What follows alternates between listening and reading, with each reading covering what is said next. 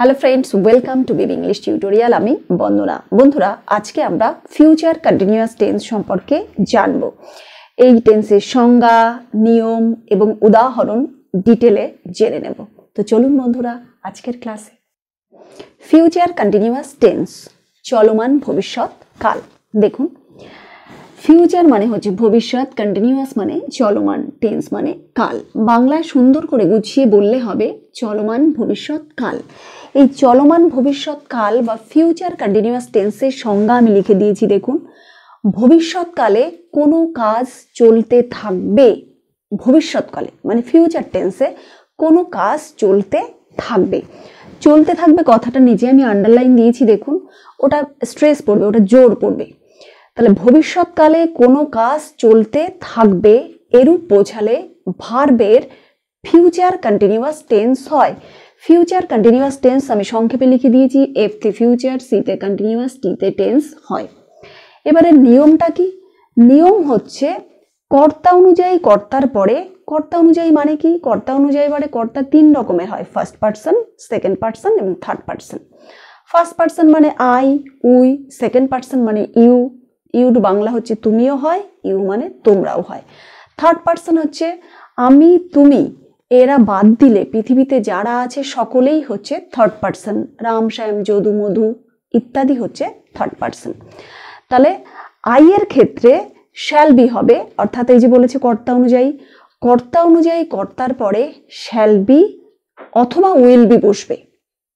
যেমন আই এর পরে শ্যাল বি বসবে, কিন্তু ইউ অর্থাৎ সেকেন্ড পার্সন, রাম, শ্যাম, যদু, মধু যে কোনো নাম থার্ড পার্সন। সেকেন্ড পার্সন আর থার্ড পার্সন এদের পরে কিন্তু উইল বি বসে। তাহলে আমি লিখে দিয়েছি, ঠিকই ডিটেলে লিখিনি, মুখে বলে দিচ্ছি। কর্তা অনুযায়ী কর্তার পরে শ্যাল বি বা উইল বি বসে এবং মূল ভার্বের সঙ্গে আইএনজি যুক্ত হয়। এবার প্রশ্ন হতে পারে মূল ভাবটা কি? মূল ভার্ব হচ্ছে ইট মানে খাওয়া, গো মানে যাওয়া, ওয়াক মানে হাঁটা, রিড মানে বই পড়া ইত্যাদি হচ্ছে মূল ভার্ব। এই মূল ভার্ব আমি সিঙ্গেল ভার্ব বলি, ছেলে মেয়েদের বলি সিঙ্গেল ভার্ব মুখস্থ করে আসবে এভরিডে। কি স্পোকেন ইংলিশ কি রিটেন ইংলিশ সব জায়গায় কিন্তু সিঙ্গেল ভার্বগুলো বেশি বেশি ইম্পর্টেন্ট রোল প্লে করে আমার মতে। এই সিঙ্গেল ভার্ব অর্থাৎ এই সিঙ্গেল ভার্বকেই বলবো মূল ভার্ব, এর সঙ্গে কি যোগ করব? আইএনজি। একটা উদাহরণ দিলে কিন্তু ব্যাপারটা বুঝতে পারবো। দেখুন, আমি একটা উদাহরণও দিয়েছি, এক্সাম্পল মানে উদাহরণ। আমি বই পড়তে থাকবো। ধরুন আগামীকাল আমি বই পড়তে থাকবো। এই যে ভবিষ্যৎকালে, আগামীকাল তো ভবিষ্যৎকাল, এই ভবিষ্যৎকালে আমি বই পড়তে থাকবো। তাহলে ইংলিশটা কি হবে? আমি লিখে দিয়েছি আই, মানে বলেছি কর্তা অনুযায়ী, কর্তা অনুযায়ী মানে এখানে আই, আই হচ্ছে ফার্স্ট পার্সন, আই এর পরে যে যথারীতি শ্যাল বি বসেছে। দেখুন এখানে লেখা রয়েছে শ্যাল বি, সেই অনুপাতে এখানে শ্যাল বি বসেছে। আর মূল ভার্ব বলেছে মূল ভার্ব, মূল ভার্ব হচ্ছে রিড। মূল ভার্ব হলো এই যে এইটুকু জায়গা হচ্ছে রিড মানে বই পড়া। এই বই পড়ার সঙ্গে আমাকে যোগ করতে হবে আইএনজি, এই যে লিখে দিয়েছি আইএনজি। তাহলে এই রিডের সঙ্গে আইএনজি যোগ করলে হয়ে যাবে রিডিং। তাহলে নিয়মটা কত সহজ। কর্তা অনুযায়ী কর্তার পরে শ্যাল বি অথবা উইল বি বসবে এবং মূল ভার্বের সঙ্গে আইএনজি যুক্ত হবে। তাহলে আমি বই পড়তে থাকবো, এর ইংলিশটা কি হচ্ছে? আই শ্যাল বি রিডিং বুক। এবার আমি যদি বলি তুমি বই পড়তে থাকবে, তখন কিন্তু ইউ শ্যাল বি হবে না, তখন হবে you will B.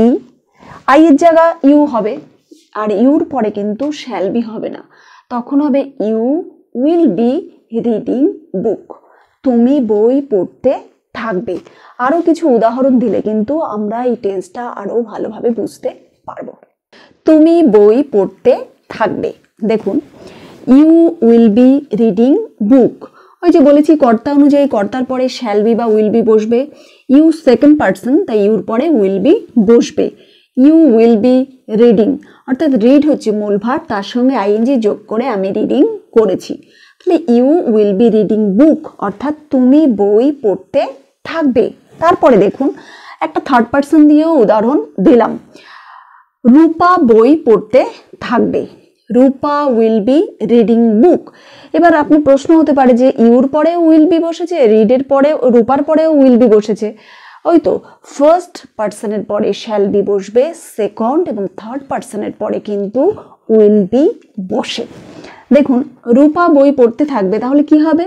Rupa will be reading book. ওই যে উইল বি বসেছে আর মূল ভার্ব রিড, তার সঙ্গে আইএনজি যোগ করেছি, রিডিং বুক। তারপরে হচ্ছে আমি গান গাইতে থাকবো, আমি গান গাইতে থাকবো, এটা কি হবে? এখানে তিনটে পরপর আমি ইচ্ছে করে দিয়েছি। এটা হচ্ছে ফার্স্ট পার্সন দিয়ে বাক্য, এটা হচ্ছে ফার্স্ট পার্সন মান, এটা হচ্ছে সেকেন্ড পার্সন দিয়ে বাক্য, আর এটা হচ্ছে থার্ড পার্সন দিয়ে বাক্য। একই বোর্ডে বুঝতে সুবিধে হবে। আমি গান গাইতে থাকবো, আই শ্যাল বি, আয়ের পরে শ্যাল বি বসিয়েছি, I shall be singing a song. Singh হচ্ছে মূল ভার্ব, তার সঙ্গে আইএনজি যোগ করে সিঙ্গিং করে দিলাম। আমি গাইবো, কি গাইবো? আ সং, একটা গান। তুমি গান গাইতে থাকবে, ইউ উইল বি, ইউর পরে এখানে বসেছে উইল বি সিঙ্গিং, যথারীতি মূল ভার্বের সঙ্গে আইএনজি, এ সং। রিয়া গান গাইতে থাকবে, রিয়া উইল বি, রিয়ার পরে উইল বি বসেছে, সিঙ্গিং, সিং মূল ভার্ব, তার সঙ্গে আইএনজি, সিঙ্গিং আ সং। তাহলে দেখুন এই যে শ্যাল বি উইল বি কোথায় বসবে এটা যে ক্লিয়ার হলো, মূল ভার্বের সঙ্গে আইএনজি যুক্ত হবে সেটাও ক্লিয়ার হলো। তাহলে এই টেন্স সম্পর্কে কিন্তু আর কোনো মানে ঝাপসা বা চেঞ্জ বুঝতে পারছি না এরকম কিন্তু থাকা উচিত না। এত সহজ নিয়ম দিয়ে আমরা অনেক বাক্য করতে পারবো এবং এই টেন্স আমরা আমাদের ডেইলি লাইফে যদি প্রয়োজন হয় কিন্তু নিজেরাই বাক্য তৈরি করতে পারবো। তো বন্ধুরা, আমাদের এই ফিউচার কন্টিনিউয়াস টেন্সের ক্লাসটা আপনাদের কেমন লাগলো কমেন্ট সেকশনে কমেন্ট করে জানাবেন। ভালো লাগলে লাইক করবেন, সাবস্ক্রাইব করে পাশে থাকবেন, নোটিফিকেশন বেলটি অবশ্যই অন রাখবেন। সকলে ভালো থাকবেন। Thanks to all.